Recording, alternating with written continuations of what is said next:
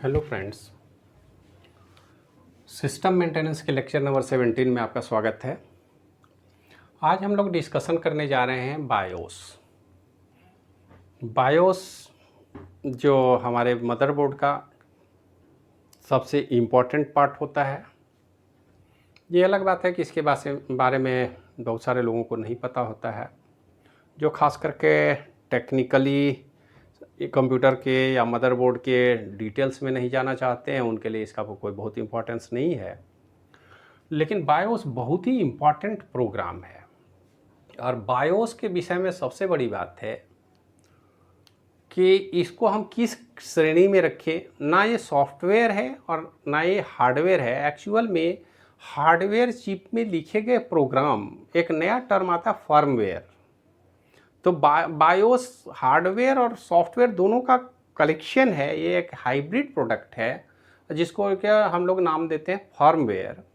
तो ये एक फर्मवेयर प्रोग्राम है जो हार्डवेयर और सॉफ्टवेयर दोनों का कलेक्शन है। सवाल है कि ये ऐसा कौन सा प्रोग्राम है और कंप्यूटर में क्यों इसकी ज़रूरत होती है। तो कंप्यूटर सिस्टम में जब हम बात करते हैं तो ज़रा सा आप एक बेसिक स्ट्रक्चर को समझें कि ये हमारा है मदरबोर्ड। इस मदरबोर्ड में सीपीयू है और इस सीपीयू के अंदर अगर हम बात करें तो इसमें है प्रोग्राम काउंटर या इंस्ट्रक्शन पॉइंटर। और ये प्रोग्राम काउंटर या इंस्ट्रक्शन पॉइंटर ही बोले तो ज़्यादा बेटर होगा। कंप्यूटर के केस में तो इसको इंस्ट्रक्शन पॉइंटर ही हम लोग बोलते हैं, आईपी। इंस्ट्रक्शन पॉइंटर का मेन पर्पस क्या है? अगर हम सेंट्रल प्रोसेसिंग यूनिट के अंदर की हम बात करें तो ये अलग ब्लॉक नहीं है, ये तो इसी का पार्ट है। और इसी में हमारा कंट्रोल यूनिट भी है और भी रजिस्टर भी है। तो इंस्ट्रक्शन पॉइंटर के विषय में हमें पता है कि ये फर्स्ट प्रोग्राम के सबसे फर्स्ट इंस्ट्रक्शन को फेच करता है। मतलब सबसे पहले प्रोग्राम के पहले एड्रेस को फेच करता है जहाँ पर इंस्ट्रक्शन होता है। हम जानते हैं कंप्यूटर प्रोग्राम बोर्न आर्किटेक्चर में कि जब भी प्रोग्राम हम स्टार्ट करते हैं तो सबसे पहला जो एड्रेस होता है वो इंस्ट्रक्शन का होता है, वहाँ डेटा नहीं हो सकता। इंस्ट्रक्शन के बाद डेटा की बात करते हैं। तो इस मशीन में एक एक्चुअली हम प्रोग्राम लगाते हैं और ये है हमारा बायोस। इसमें 3 तरह के प्रोग्राम होंगे जो हमने यहाँ लिख रखे हैं। Interrupt vector table, IVT, post और bootstrap loader.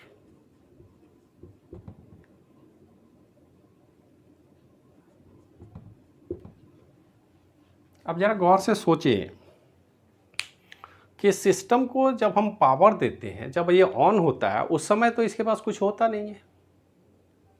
Machine sleeping mode में है। जब पावर हमने नहीं दिया है तो कंप्यूटर हमारा ऑफ है। ऑफ है मतलब किसी तरह का पावर नहीं है, कोई एक्टिविटी नहीं है। हमारे पूरे इलेक्ट्रॉनिक सर्किट स्लीपिंग मोड में सोए हुए हैं। उनको जगाना होगा, एक्टिव करना पड़ेगा, तभी हमारा कंप्यूटर काम करना शुरू करेगा। तो इस मदरबोर्ड को कैसे जगाया जाए? जब ये इलेक्ट्रॉनिक सिस्टम को पावर ऑफ हम ऑन करते हैं तो इनकी एक्टिविटी कैसे चलती है? या कीबोर्ड को हम प्रेस करते हैं तो ASCII कोड जनरेट कौन करता है? कंप्यूटर को कैसे पता कि कीबोर्ड ए को हम प्रेस करेंगे तो इसका एक स्पेशल ASCII कोड है और उसमें कोई बदलाव नहीं होना चाहिए। फॉन्ट चाहे जो हम सेलेक्ट कर लें कि जब ही हम कीबोर्ड पर ए को प्रेस करें तो एक निश्चित ASCII कोड ही जेनरेट हो। अगर नंबर 1 को प्रेस करें तो एक निश्चित ASCII कोड जेनरेट हो। कैसे जेनरेट होगा?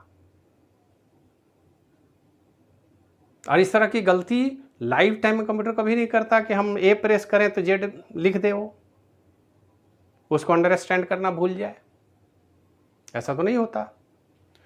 तो आखिर कंप्यूटर में ऐसा क्या व्यवस्था हमने लगाया है कि कंप्यूटर आइडियल वे में परफॉर्म कर पाता है? तो उसका बेसिक आधार ये बायोस है। ये basic input output system program है। जैसा कि हमने लिख रखा है कि it is a basic input output system program stored inside the programmable ROM chip. ये एक्चुअल में इलेक्ट्रॉनिक चिप है जो प्रोग्रामेबल रोम है। इसमें प्रोग्राम के रूप में प्रोग्राम ऑलरेडी डाल दिया गया है। और रोम के विषय में तो हमें पता है नॉन वोलेटाइल नेचर का है, पावर ऑफ हो ऑन हो कोई फर्क नहीं, इसका इंफॉर्मेशन तो हमेशा रिटर्न करके रखेगा। तो ये प्रोग्राम हमेशा रिटर्न करके रखा जाएगा, इसमें किसी तरह का कोई चेंज नहीं होगा। सबसे बड़ी बात है कि एक बार अगर बन जाए तो इसमें कोई बदलाव नहीं कर सकते आप।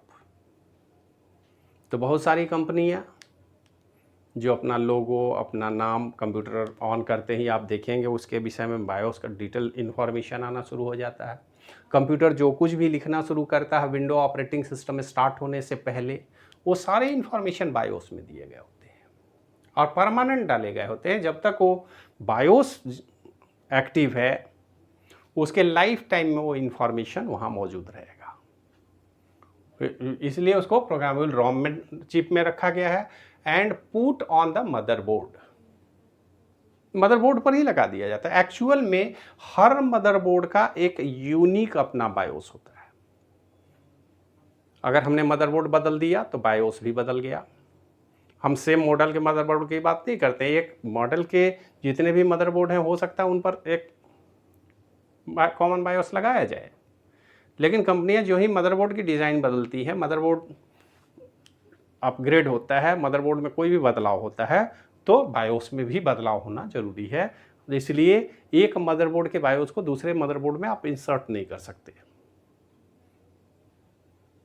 शर्त यह है कि सेम मॉडल का, अगर सब कुछ सेम है, सेम कंपनी है, सेम मॉडल है तो कोई बात नहीं है। अदरवाइज आप प्रोसेसर के आधार पर कि P3 प्रोसेसर का बोर्ड है तो दूसरा मदरबोर्ड में इस कंपनी के मदरबोर्ड में दूसरे कंपनी का बायोस लगा देंगे तो गड़बड़ हो जाएगी। ऐसी गलती कभी नहीं करनी है। मदरबोर्ड और बायोस दोनों एक दूसरे से जुड़े हुए हैं, इनको अलग नहीं किया जा सकता। अब मदरबोर्ड का डिज़ाइनर ही बताएगा कि बायोस के प्रोग्राम कैसे लिखे जाएंगे। इसलिए जब भी मदरबोर्ड डिज़ाइन किया जाता है तो उसमें बायोस के प्रोग्राम इनबिल्ट कर दिए जाते हैं, ऐड कर दिए जाते हैं। तो जरा हम देखें कि बायोस के अंदर क्या क्या होता है। तो बायोस के अंदर सबसे पहली बात हम जानते हैं कि हमारे मदरबोर्ड में, मदरबोर्ड की बात नहीं करें, हम कंप्यूटर की बात करें तो हमारे कंप्यूटर में बहुत सारे इनपुट डिवाइस लगे होते हैं। अगर नहीं भी लगे होते तो उनके लिए पोर्ट लगा होता है। हम जानते हैं कि हमारे सिस्टम में कीबोर्ड लगेगा, माउस लगेगा, स्कैनर की बात हम करते हैं, हम प्रिंटर की बात करते हैं, मॉनिटर की बात करते हैं। ये सब वो कॉमन डिवाइस हैं जो सामान्यतः लगे ही होते हैं कंप्यूटर में। अगर हम स्कैनर की बात छोड़ भी दें, प्रिंटर की बात छोड़ते हैं तो कीबोर्ड, माउस और मॉनिटर तो आज के डेट में कंसोल पार्ट है हमारे कंप्यूटर हार्डवेयर के। इनके बगैर तो हम कंप्यूटर की कल्पना नहीं कर सकते। तो हमारे कंप्यूटर में ये जो डिवाइस लगे हुए हैं इनका एक यूनिक पोर्ट नंबर है। एक निश्चित जगह पर ये लगाए जाएंगे और इस यूनिक पोर्ट का जितने भी आईओ डिवाइस के प्रोविजन हैं उनकी एक एड्रेसिंग होगी, जैसे 01, 02। आप अगर बाइनरी में करें तो ज़्यादा बेटर है। 001, 00, 010, 011, 100, 101। हम 5 ही डिवाइस की यहाँ बात कर रहे हैं और भी बहुत सारे होते हैं। अब ये डिवाइस किसी पर्टिकुलर मदरबोर्ड पर अटैच्ड है। जब मैन्युफैक्चरर मदरबोर्ड की मॉडलिंग करता है, चेंज करता है, दूसरे डिज़ाइन को बदलता है, तो हो सकता है कि यही एड्रेस जो कीबोर्ड का यहाँ एड्रेस दिखा रहे हैं वो 3 ही कोड में हो, लेकिन इसके बदले हो सकता है वो 001 इनका रखे, 010, 011, 100, 101।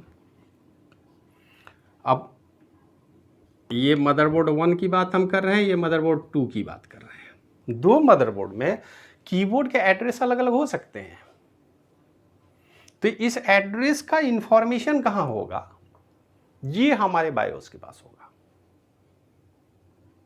एक बेसिक आइडिया आप रखें कि मदरबोर्ड पर जितने भी कंट्रोल चिप लगे गए हैं, जितने भी आईओ पोर्ट लगे हुए हैं, उन सब की एक एड्रेस यहाँ पे है, और इस एड्रेस को हम लोग एक टेबल में अरेंज करना होगा कि डिवाइस का नाम क्या है, डिवाइस का पोर्ट नंबर क्या है, डिवाइस का फंक्शन क्या है, डिवाइस का टाइप क्या है, डिवाइस का स्टेटस क्या है, मतलब उसके साथ बहुत सारे एट्रीब्यूट भी होंगे, डिवाइस अटैच्ड है या नहीं है। तो ये सारे इंफॉर्मेशन तो कंप्यूटर के ऑन करने के साथ चाहिए। तो सबसे पहला लोकेशन जो हमारे बायोस में है, जरा सा उसको गौर से हम देखें तो आप इस तरह से बना सकते हैं इस टेबल को।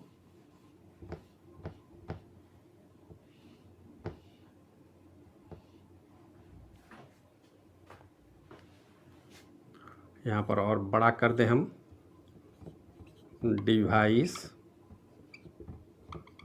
पोर्ट नंबर एड्रेस, और उसके बाद स्टेटस। इस तरह के इंफॉर्मेशन टेबुलर स्ट्रक्चर में होगा।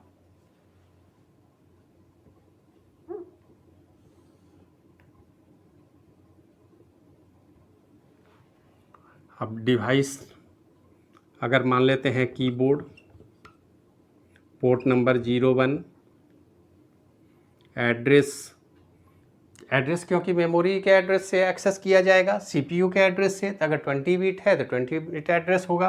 तो यहाँ पर हम हेक्स में रिप्रेजेंट कर रहे हैं, जरा सा देखिए। ये पहला एड्रेस है 0000,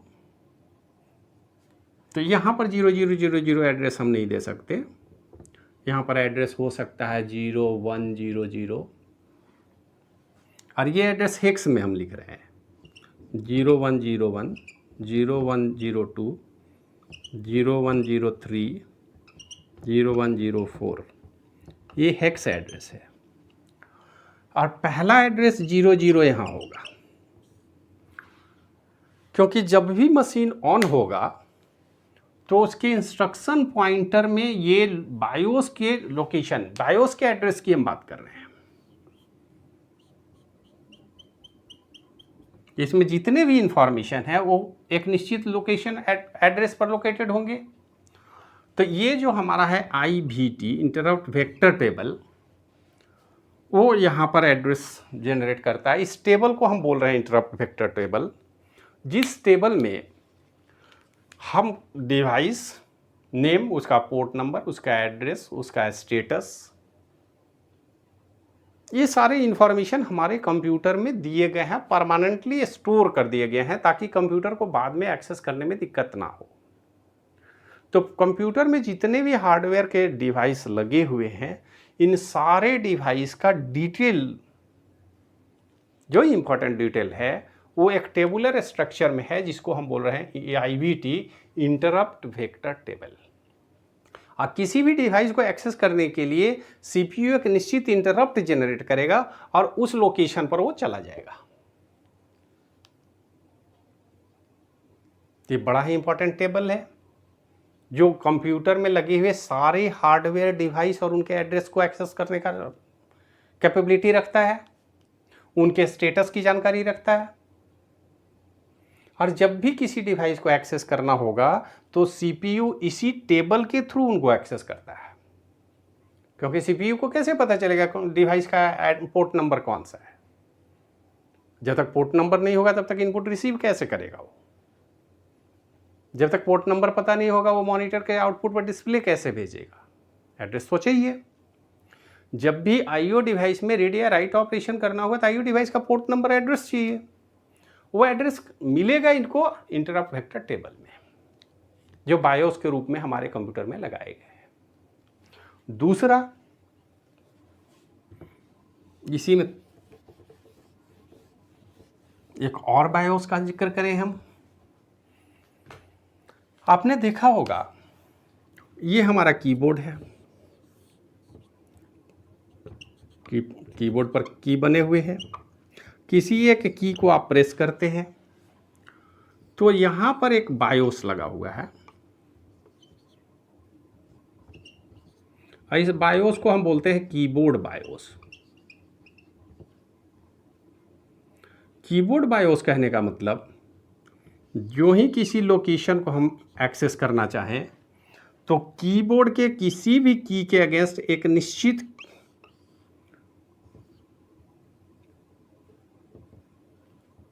की आएगा और उस की के द्वारा हम यहाँ पर अल्फ़ाबेट ए 01000001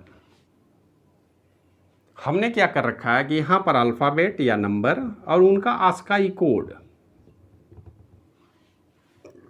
ये हमने बना रखा है बायोस में, ताकि जब भी किसी की को आप प्रेस करें तो ये अपने पोजीशन की जानकारी वहाँ कीबोर्ड के बायोस को भेजेगा। कीबोर्ड के बायोस में वो आस्काई कोड रिजर्व है, परमानेंट है। जब भी ये प्रेस करेंगे तो उसी एड्रेस को लोकेट करेगा, उस एड्रेस से आस्काई कोड चला जाएगा और ये कोड फाइनली हमारे सीपीयू को पहुंच जाएगा, ताकि सीपीयू को पता चल जाए कि कौन सा की आपने प्रेस किया है। तो मदरबोर्ड पर एक कीबोर्ड का भी बायोस है और एक सिस्टम बायोस है। दोनों ही बायोस हैं, दोनों ही प्रोग्राम को स्टोर रखते हैं, परमानेंट स्टोर रखते हैं और इनका अलग काम है। एक केवल कीबोर्ड का इंटरफेस प्रोवाइड करेगा ये बायोस, जबकि इस बायोस की बात करें तो पूरे सिस्टम इंटरफेस के लिए इस्तेमाल किया जाता है।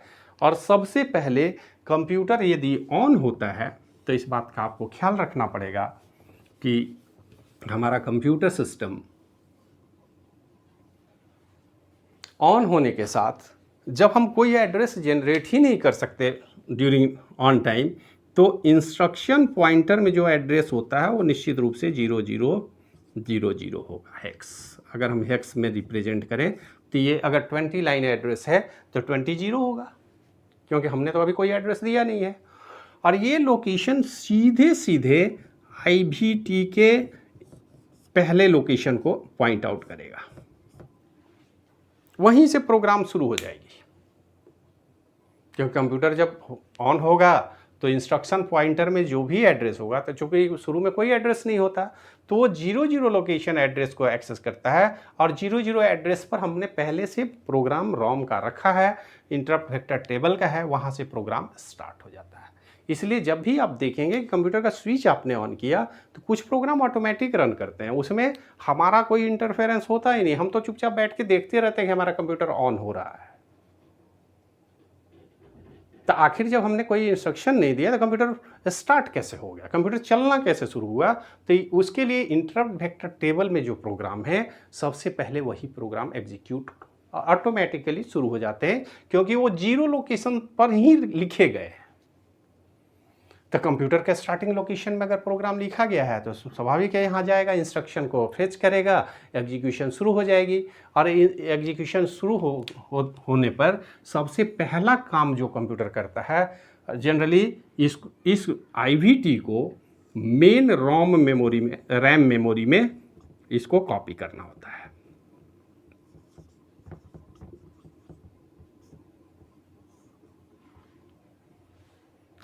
मतलब प्रोग्राम स्टार्ट होता है और इस IVT की कॉपी रैम में सबसे पहले वो ला करके यहाँ रख देते हैं। अब आप सोचेंगे कि ऐसा करने की क्या ज़रूरत है, वो तो परमानेंट नेचर का प्रोग्राम है, ऑलरेडी वहाँ पड़ा हुआ है और वो तो कभी डिलीट भी नहीं होगा, तो फिर यहाँ रखने की क्या ज़रूरत है? तो हमें ये बात पता है कि हमारे सिस्टम में रैम मेमोरी रोम से ज़्यादा फास्ट होता है, एक्सेस टाइम इसका फास्ट है। हम तो कंप्यूटर को तेज़ चलाना चाहते हैं, हम चाहते हैं कि जब भी इंटरफेस की ज़रूरत हो तो बार बार रोम मेमोरी में जाके स्लो प्रोसेस ना हो, इसलिए उसकी कॉपी हम पहले रैम में लेके आते हैं। तो इसकी कॉपी हो गई। कॉपी होने के बाद कंप्यूटर ही वो पहला सिस्टम ऐसा था जो इस प्रोग्राम के साथ आया पावर ऑन सेल्फ टेस्ट। मतलब आईवीटी के टेबल में जितने भी डिवाइस लगे हुए हैं उनका क्या स्टेटस है, वो अभी प्रेजेंट हैं भी या नहीं है। अगर हैं तो उनको एक्टिवेट किया जाए, वो अब रेडी मोड में आ जाएं। स्लीपिंग मोड में तो थे, पावर दे दिया गया, अब वो एक्टिवेट हो जाएं, अपने स्टेटस के बारे में हमको जानकारी दें, क्योंकि आईवीटी में हमको एक कॉलम स्टेटस का भी है। स्टेटस अब यहाँ पर अपने से हम चेंज करेंगे।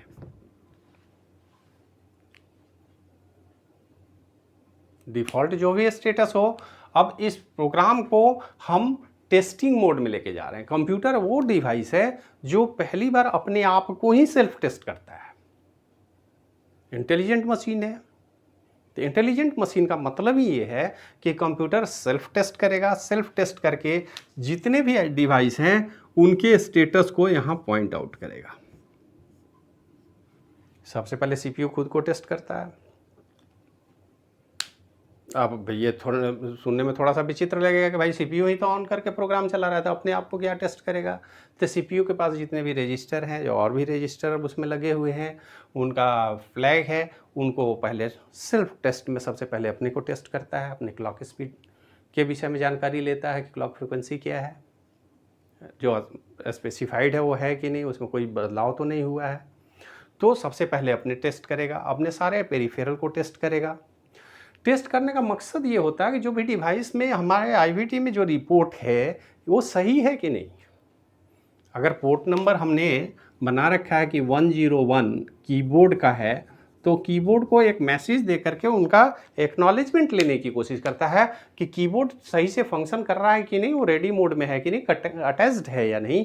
अगर कोई रेस्पॉन्स कीबोर्ड से नहीं आता तो वह मान के चलता है कि लगता है डिवाइस एब्सेंट है, भले ही वो फिजिकली जुड़ा हुआ हो, लेकिन कोई गड़बड़ी होने के कारण अगर सिग्नल नहीं आया तो मान के चलेगा कि ये डिवाइस एब्सेंट है।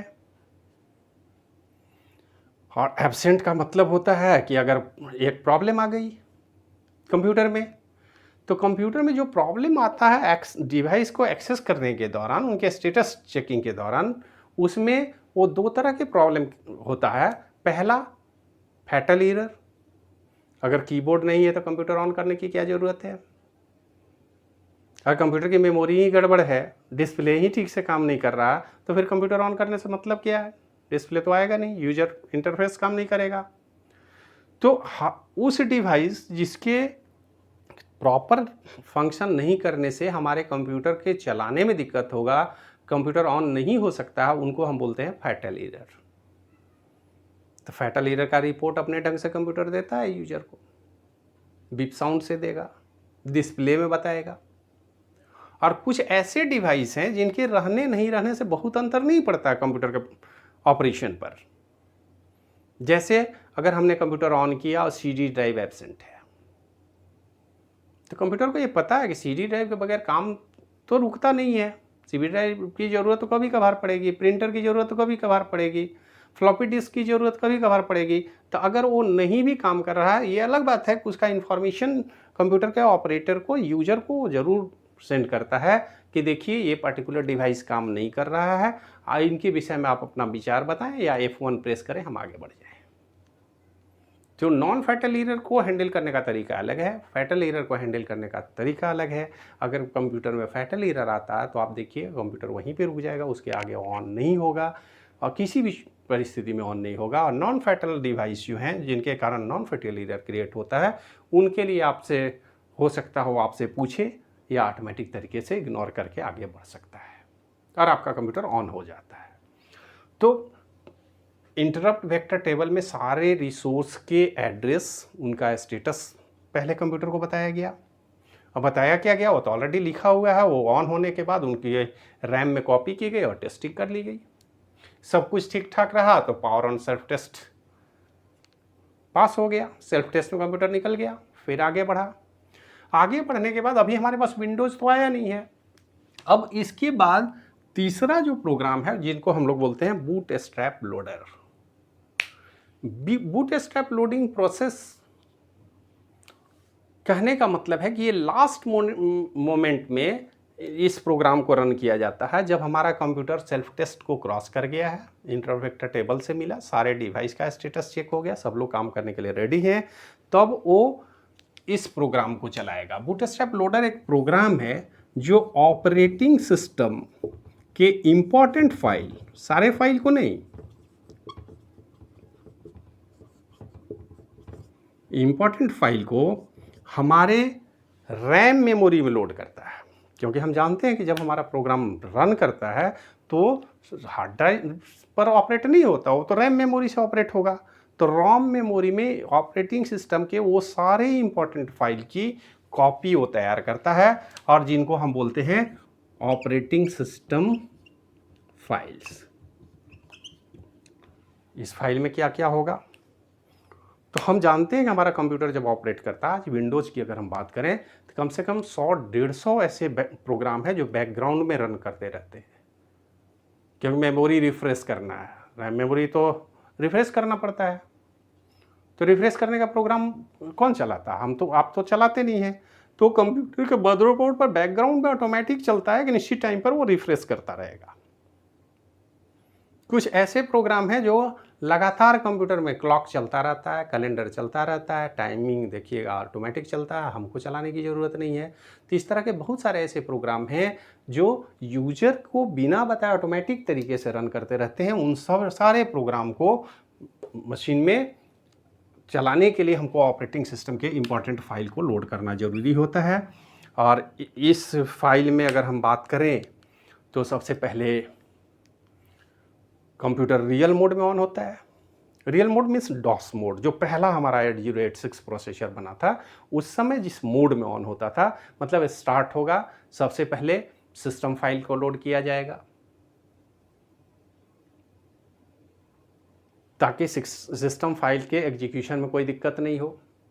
इम्पॉर्टेंट कमांड फाइल लोड किए जाएंगे, इम्पॉर्टेंट ड्राइवर लोड किए जाएंगे, जितने भी डिवाइस लगे हुए हैं उनका ड्राइवर एडिशनल जितने भी हैं, जो इम्पॉर्टेंट डिवाइस हैं उनके ड्राइवर को तो must be installed before the operation of programme.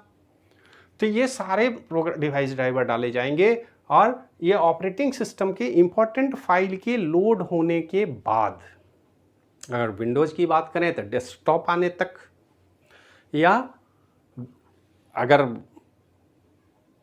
DOS की बात करें तो कमांड लाइन इंटरफेस है वो तो सिस्टम प्रॉम्प्ट तक आने पर, सी ड्राइव तक आने के लिए वो सारा ऑपरेशन बायोस के कंट्रोल में होता है। एक्चुअल में मशीन जब ऑन करते हैं तो मशीन में जो परमानेंट प्रोग्राम लिखे गए हैं वो ऑटोमेटिक तरीके से स्टार्ट हो जाते हैं, एग्जीक्यूट हो जाते हैं। वो तब तक मशीन पर कंट्रोल रखता है जब तक कि हमारा ऑपरेटिंग सिस्टम फुल्ली लोड ना हो जाए हमारे रैम मेमोरी में और ऑपरेशनल ना हो जाए।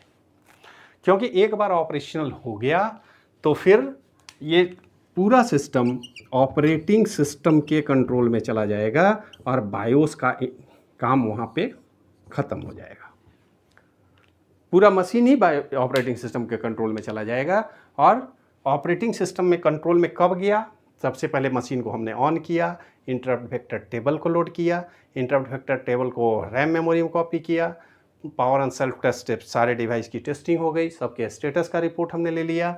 उसके बाद ऑपरेटिंग सिस्टम के इंपॉर्टेंट फाइल को रैम मेमोरी में हमने कॉपी कर लिया, डिवाइस ड्राइवर को कॉपी कर लिया। इसके बाद ये जो बायोस का प्रोग्राम है वो अपना चार्ज ऑपरेटिंग सिस्टम को ट्रांसफ़र कर दिया कि अब कंप्यूटर आपकी जिम्मेदारी है चलाना, यूजर के थ्रू इंटरफेस कीजिए, यूजर के डिमांड के अनुरूप कंप्यूटर को आप रन कीजिए, हमारा जिम्मेदारी समाप्त होता है। तो सोचिए कि कितना इंपॉर्टेंट काम है और कितना इंपॉर्टेंट प्रोग्राम है बायोस। बायोस अगर नहीं हो तो हमारा मशीन ऑन ही नहीं हो सकता, हम उसको नहीं चला सकते।